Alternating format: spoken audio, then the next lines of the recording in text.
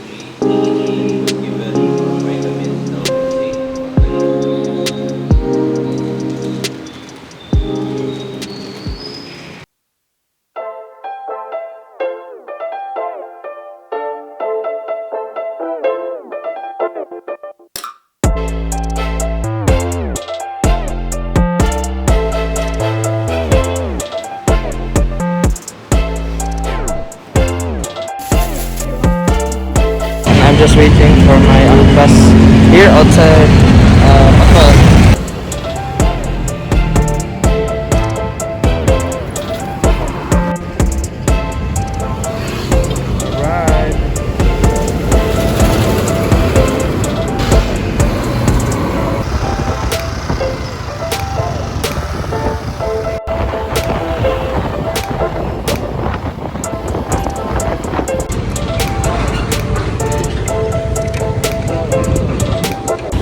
Ako here sa Mapad elementary school.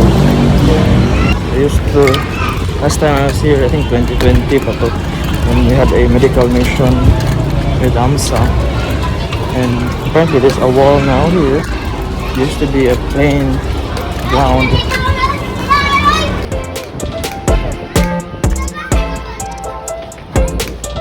And this is Mapad. Within a mangrove farm located near one of the bridges from Cebu to Lapu-Lapu.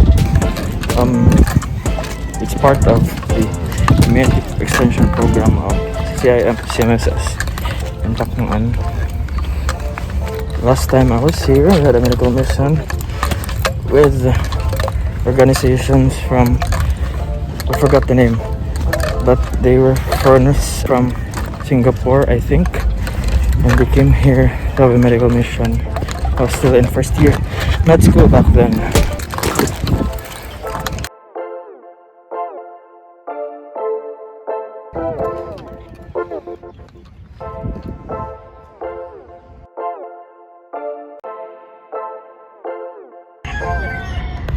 That's the bridge connecting Cebu to Mactan.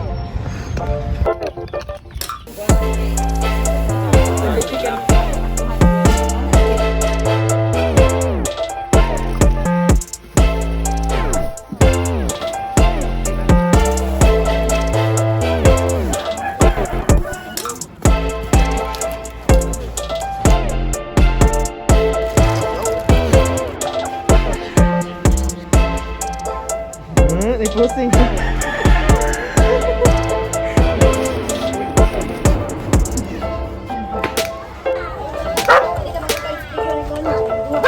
Bro. Dito na po kami.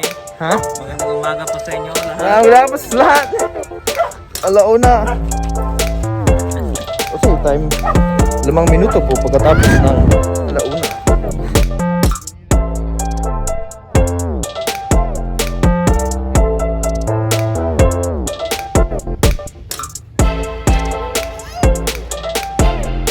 We're at Pacific Mall.